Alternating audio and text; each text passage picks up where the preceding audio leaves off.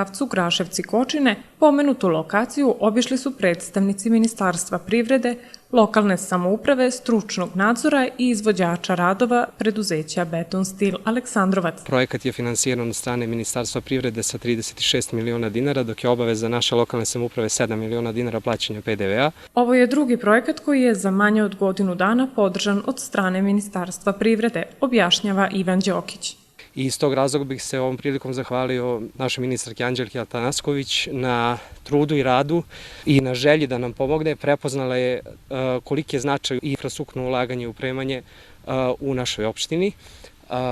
Već je završen pre mesec i po dana projekat na asfaltiranju putnog pravca u Igrošu, Zaseo Kratkovići, u dužini od 1,4 km. Vrednost radova je bila 26 miliona dinara, a lokalna samouprava učestvovala sa 10%. Konsolidovano stanje opštinskog budžeta omogućilo je realizaciju brojnih infrastrukturnih radova na teritoriji Bruske opštine, dodaje Đokić.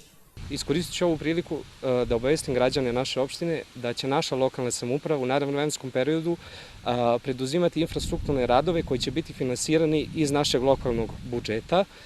Zahvaljujući predanom trudu i radu naše predsjednice Valentine Milosavljević, konsolidovane su financije, vraćeni su krediti koji su postojali, stvorena je jedna zdrava osnova i baza, napravljene su uštede i upravo iz tih ušteda ćemo finansirati neke infrastrukturne projekte. Napomenuću da je tender za asfaltiranje putnog pravca Zlatari, Žilnici, Trošić u dužini od 810 metara završen. Izabran je najpovoljniji izvođač i očekujemo da ćemo u narednih nekoliko dana otpočeti i sa radovima na tom putnom pravcu. Inače, u 20-ak